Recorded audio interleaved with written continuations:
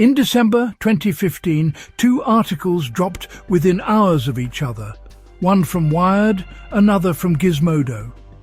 Both suggested the same startling possibility, that an Australian computer scientist named Dr. Craig Stephen Wright might be the mysterious creator of Bitcoin, Satoshi Nakamoto. Within minutes, the crypto world lit up. If true, it would have been one of the great reveals in modern tech history. If false, it would expose one of the most audacious fabrications in the industry. Wright's name spread through crypto forums and developer chats like wildfire. Investigators scrambled to verify old emails, blog posts, and digital signatures linking him to Bitcoin's earliest years.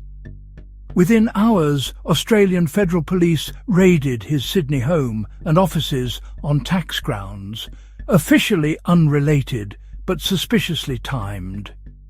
By nightfall, the once obscure security consultant had become the most polarizing man in crypto, a self-declared visionary to a few, an opportunist with a motive to many. That motive, as court records and regulatory files later revealed, was financial. Before any global headlines, Wright's companies were under audit by the Australian Taxation Office for claiming millions in disputed R&D credits tied to supposed Bitcoin research. Those investigations predated his emergence as Satoshi by months. When his tax claims came under pressure, Wright's story shifted. Suddenly, he wasn't just researching Bitcoin, he was Bitcoin. The genius who invented the protocol would, of course, have legitimate grounds for such credits. The claim, if believed, could transform mounting liability into a scientific triumph. Over the following years, Wright built an entire identity around that story, presenting himself as a wronged inventor fighting bureaucrats and doubters. He produced evidence, withdrew it, sued critics, and created companies dedicated to what he called Satoshi's vision. The further authorities and experts questioned his proof, the further he doubled down. Through it all, the central question remained unchanged. Was this the mind that built Bitcoin, or a man using its legend to rescue his finances and reputation? To unravel it, we have to start before the headlines. In the years when Craig Wright's ambition, intellect and debt collided inside Australia's tax system. Craig Stephen Wright was born in Brisbane, Australia in October 1970. He grew up in a middle-class family and showed an early fascination with computers. Former classmates described him as intelligent but abrasive, the kind of student who argued passionately about technical principles and wanted to prove he knew more than everyone else. That drive for recognition would later shape much of his professional life. In the late 1980s and early 1990s, Wright studied computer science and engineering at several universities, including Charles Sturt University and the University of Queensland. His educational record would become a recurring point of contention.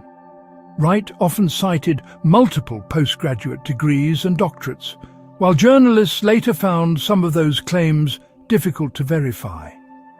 He pursued numerous certifications in networking, security, and digital forensics, gradually building a profile as a technical consultant for academic and corporate clients. By the early 2000s, Wright was working in IT security and systems administration roles.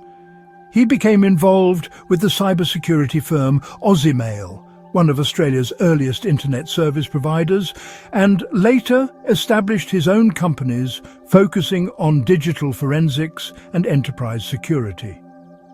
Around this time, he also began consulting for government agencies and major corporations, offering expertise in detecting cybercrime and developing risk management frameworks.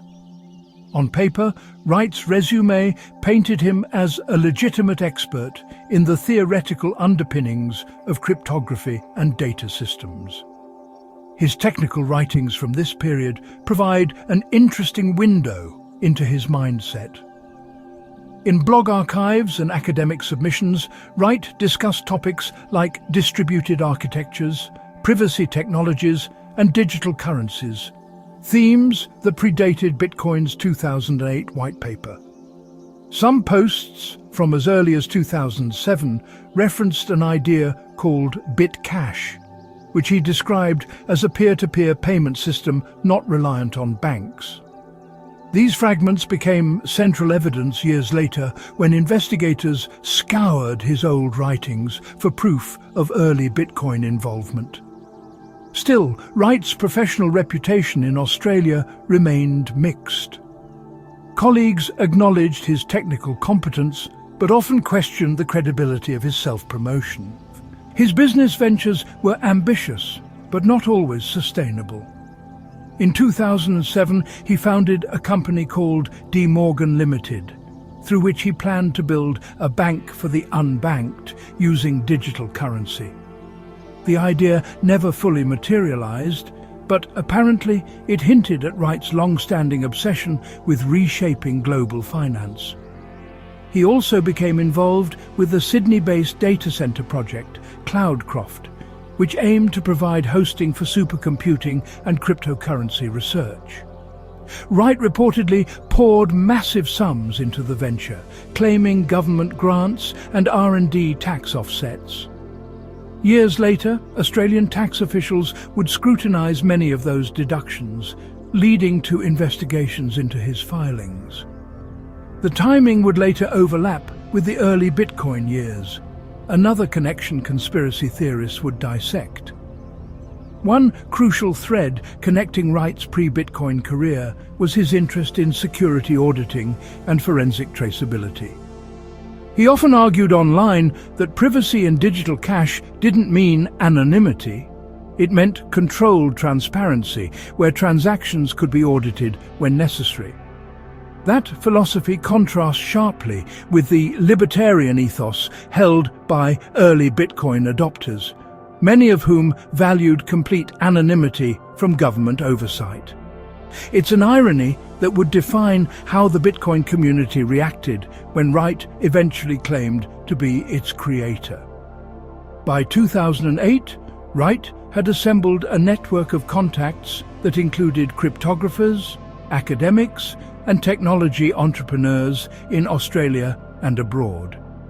He frequently talked about building new systems of trust that didn't rely on central authorities, the very principles that Bitcoin embodied. Whether these were independent ideas or reflections of his later self-image, as Satoshi, remains fiercely debated. For now, what's clear is that Craig Wright entered the Bitcoin era not as an outsider stumbling onto the scene, but as someone deeply immersed in cryptography, finance technology, and bold claims about his own intellect.